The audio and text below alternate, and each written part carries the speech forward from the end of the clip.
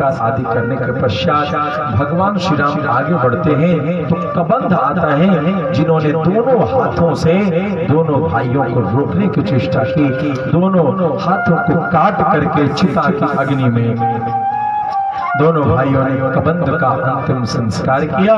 और तत्पश्चात उस कबंध ने दिव्यात्मा स्वरूप धारण करके कहा गया कि हे राम, आप जाएं और जा करके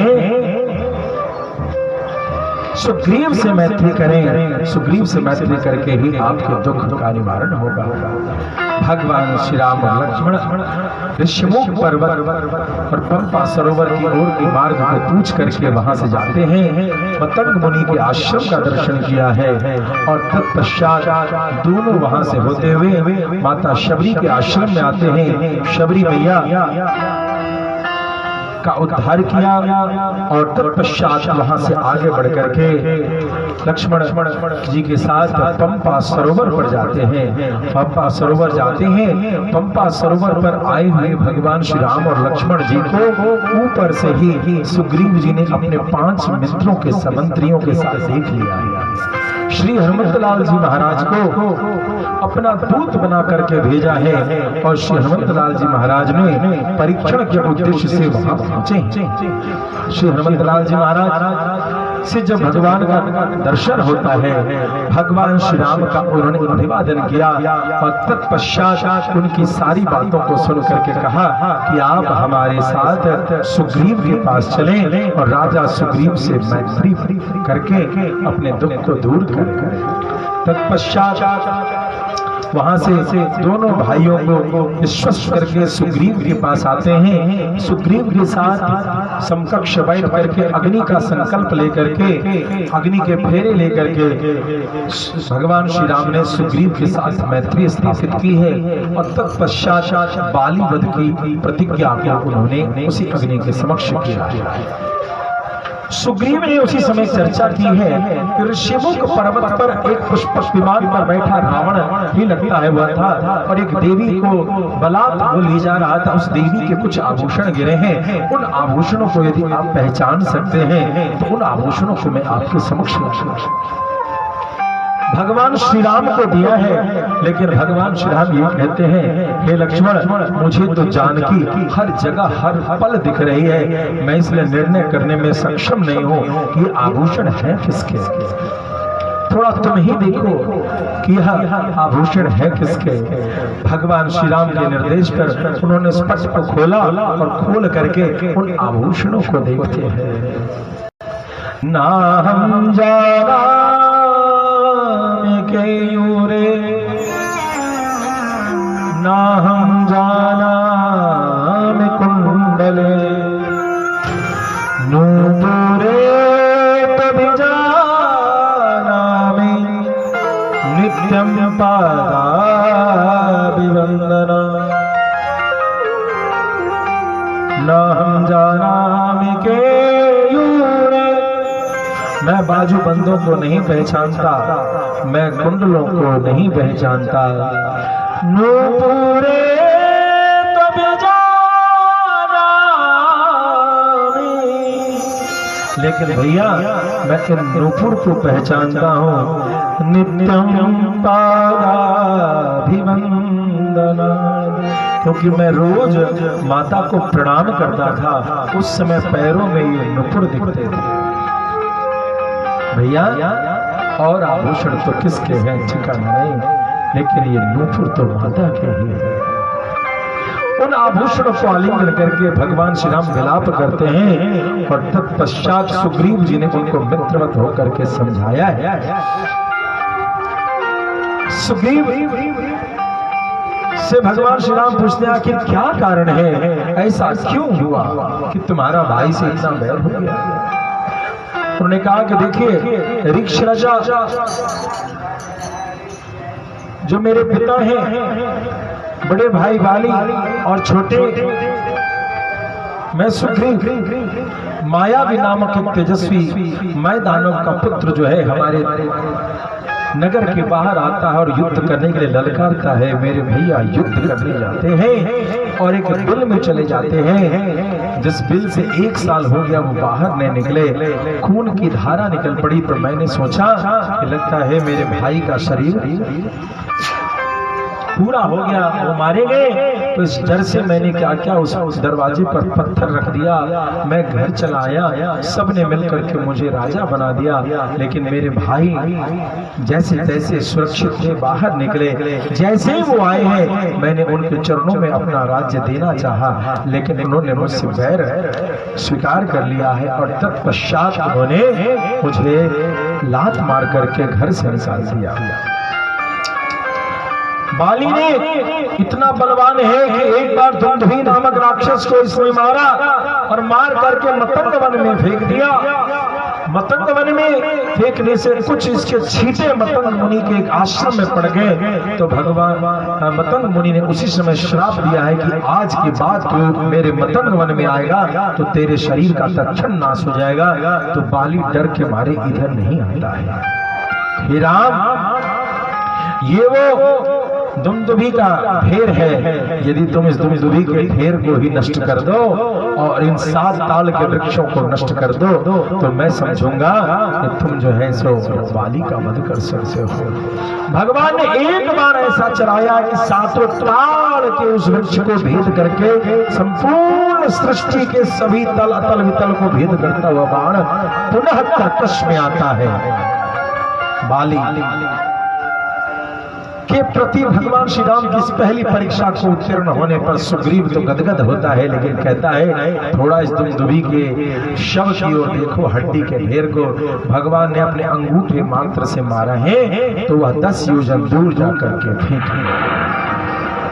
बोलो क्या कहते हो।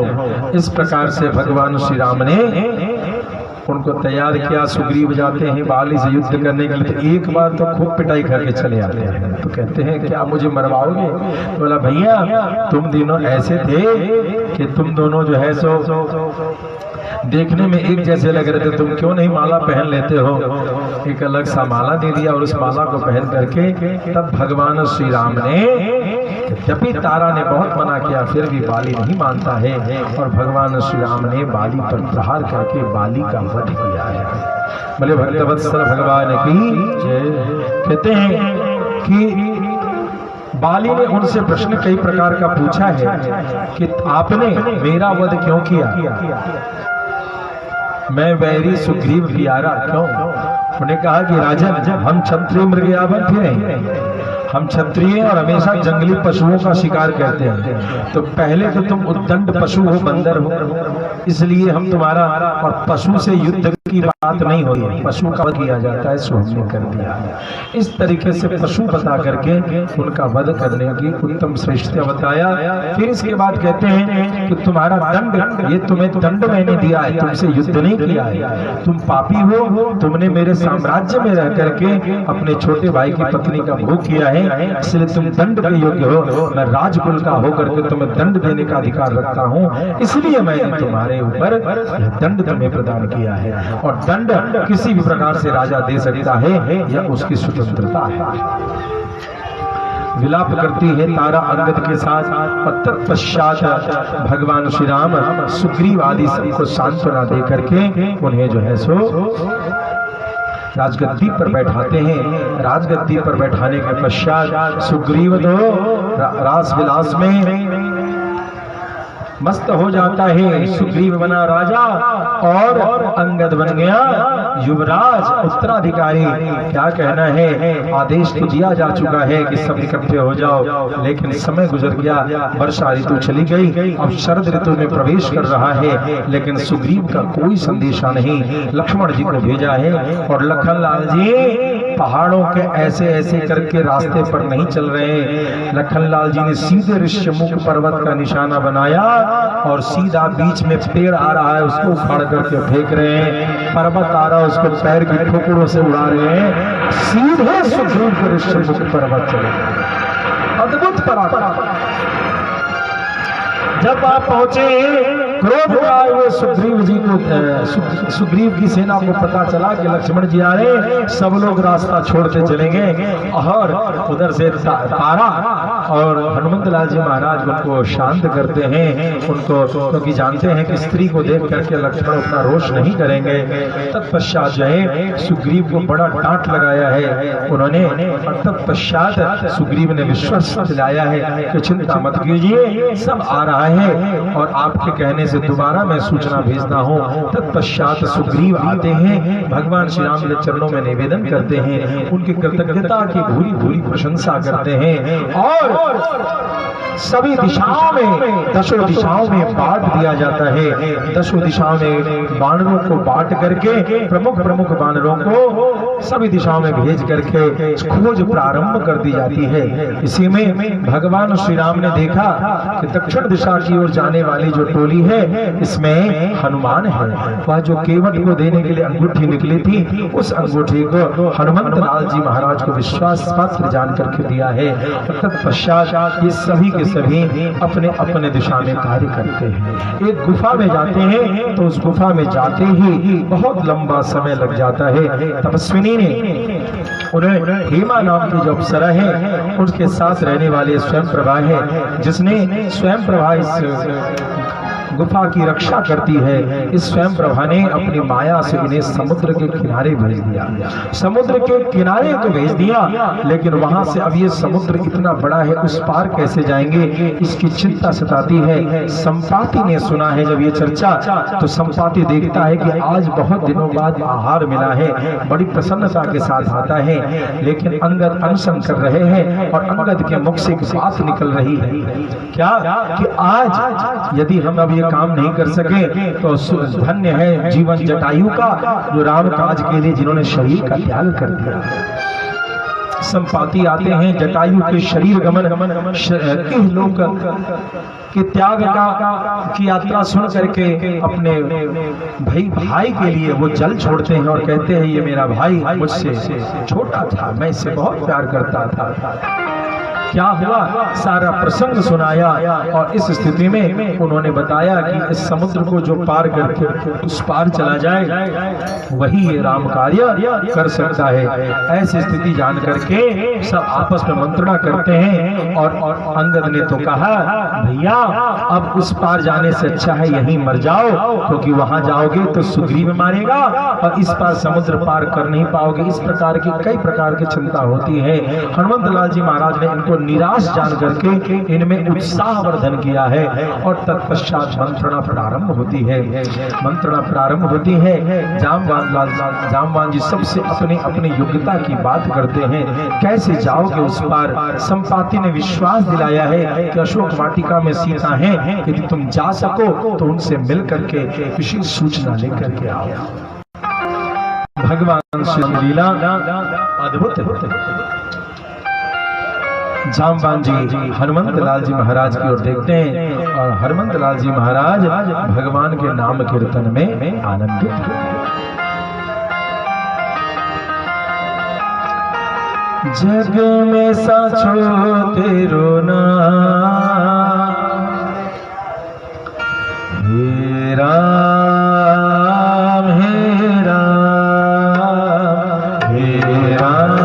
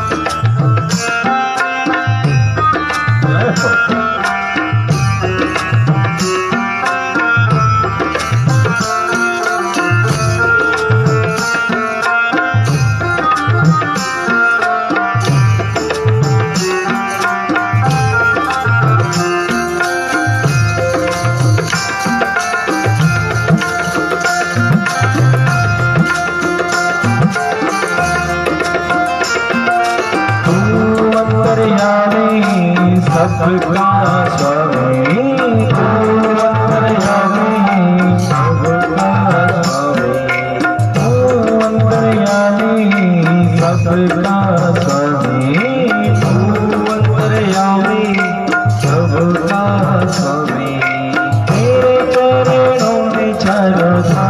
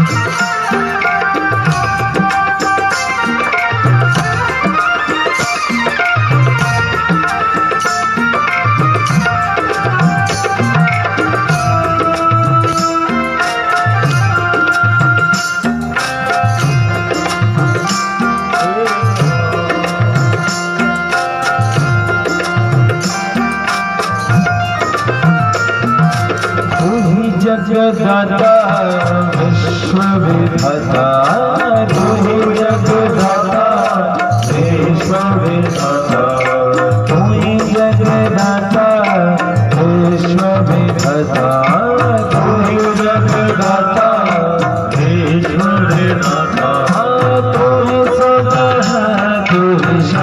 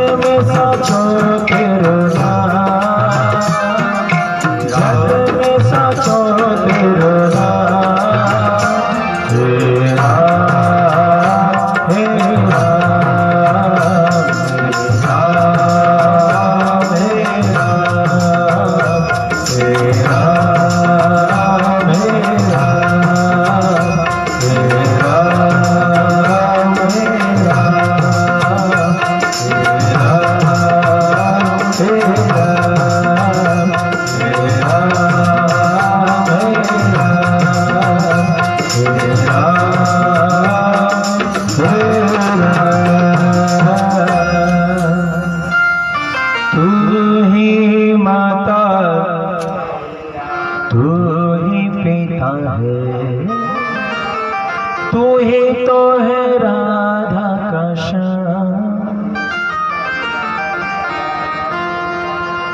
राम भक्त हनुमान क्या कर रहे हैं? कुछ नहीं। सेना नायक कहते हैं विषयुक्त जीवन में भी यदि राम को बोल दो तो विश्राम की प्राप्ति होती है। विष और राम, विश्राम। तू ही संवरे, तू ही बिगड़े, तू ही संवरे। मैं यही सोच रहा हूं कि राम कार्य होगा कैसे।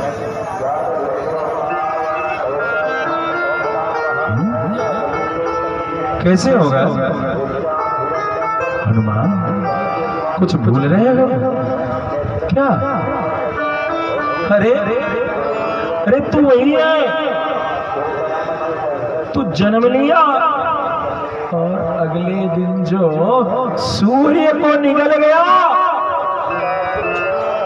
मेरे वीर बजरंग, तेरे होते ये 100 योजन की दूरी क्या कहे, यदि रावण सूर्य के तपते हुए पर्दे के पीछे भी जाने की को रखा होता तो भी ये बुढ़ा जामवान निश्चिंत था कि सभा में इस सेना में हनुमान बैठा है और तू कहता है हनुमान याद करो हनुमान, राम काज लग तब अवतार। अब तो आज राम नाम सुन लिया और राम से बड़ा राम काज की चर्चा सुन ली। राम काज लगी तब अवतारा, सुनत ही भया पर बता करक भूधरा कार शरीरा, समर भयंकर अति बलवीरा, विशाल स्वरूप है हनुमान। मेरे हनुमान जी विशाल स्वरूप धारण करते हैं। हाथ जोड़ लिया, जोड़ के कहते हैं जामवंत मैं पूछूं तो ही उचित सिखावन दीज हो जाए। क्या करना है मुझे? आज्ञा कीजिए। आनो यहाँ त्रिकूट पारी, त्रिकूट पर्वत को उखाड़ कर ले आओ। इतना करहो दात तुम जाई, सीता ही देख कहो सुधी। बस तुम इतना करना, उस पार जाकर के सिया का पता क्या जो अब तो मेरे हनुमंतलाल जी महाराज क्या कहना है साहब? महेंद्राचल पर्वत पे चलने लगे, समुद्र किनारे सिंधु तेरे एक भूधर सुंदर, कौतुक कूद चढ़े उठा। अब जब हनुमान जी उस महेंद्राचल पर्वत पर थम रखते हैं, गुफा में बैठे हुए ऋषि मुनि सर्प मूषक आदि जो भी ग्रोह में छिपे रहते, अजगर प्रवृत्ति जितने भी सरीखे हैं, ये सभी एक दूसरे को सावधान कर रहे हैं, खाली करो जगह, खाली करो, खाली करो, खाली करो। और सभी हर हर हर हर हर और मेरे हनुमान ऊपर चलते चले गए। वीर बजरंगी आज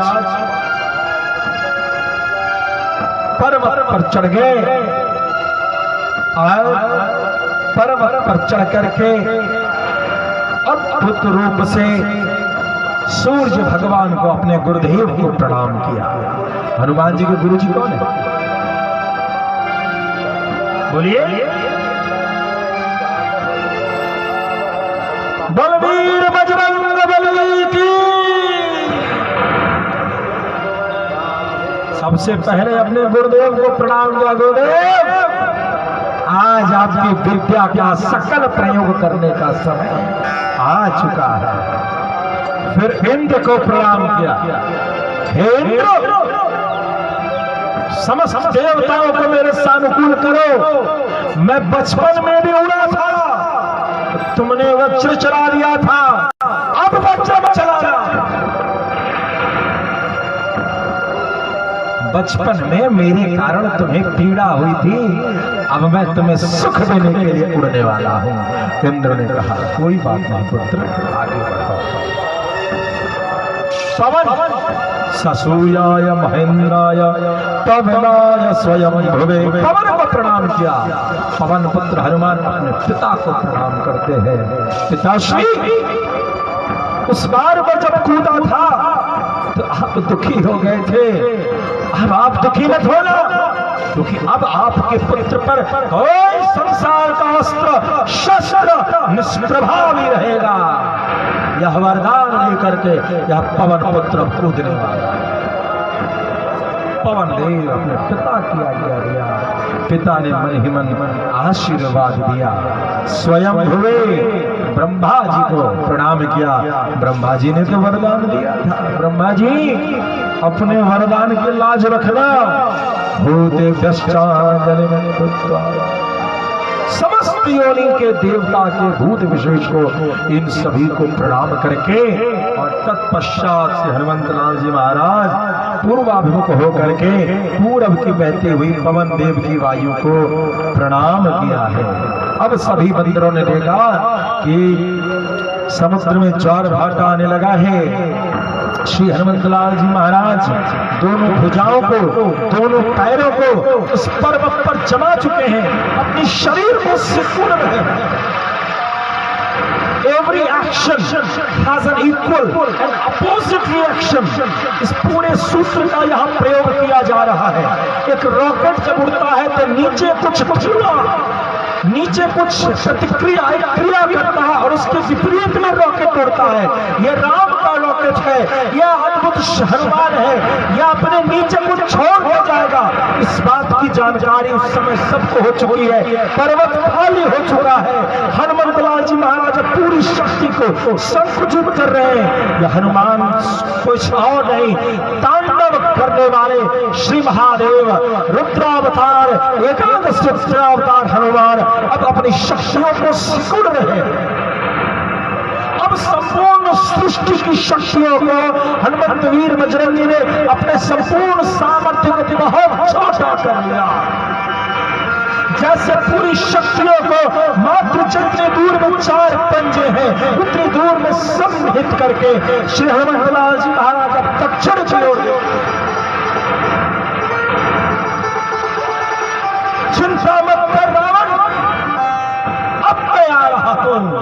और उधर देखते हुए मेरे हनुमंत लाल जी महाराज ने अपने शरीर को जैसे दबा हुआ स्प्रिंग खुद को छोड़ता है, लंबी उछाल लेता है। मेरे हनुमंत लाल जी महाराज ने अपने शरीर को उछाला।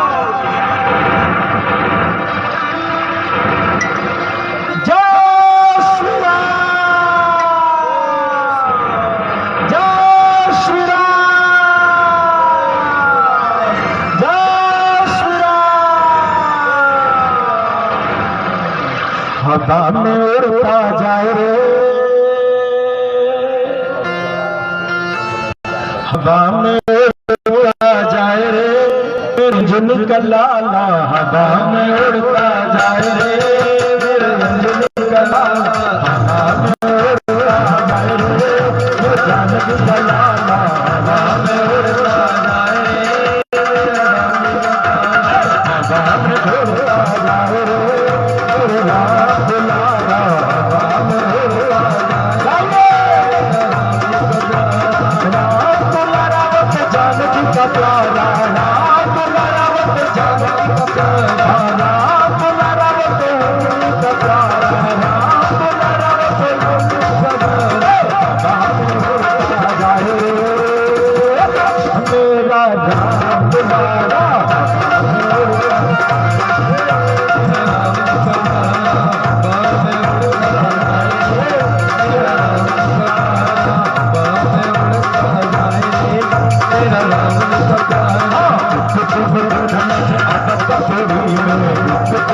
रे राम से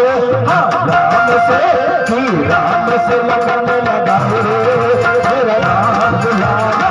हवा में उड़ता जाए रे मेरा राम दुलारा। राम दुलारा वो तो का प्यारा, राम दुलारा वो तो तेरी का प्यारा। राम दुलारा वो तो जानकी का प्यारा, राम दुलारा वो तो जानकी का प्यारा। हवा में उड़ता जाए रे मेरा राम दुलारा। हवा में उड़ता जाए रे मेरा राम दुलारा। जय श्री राम।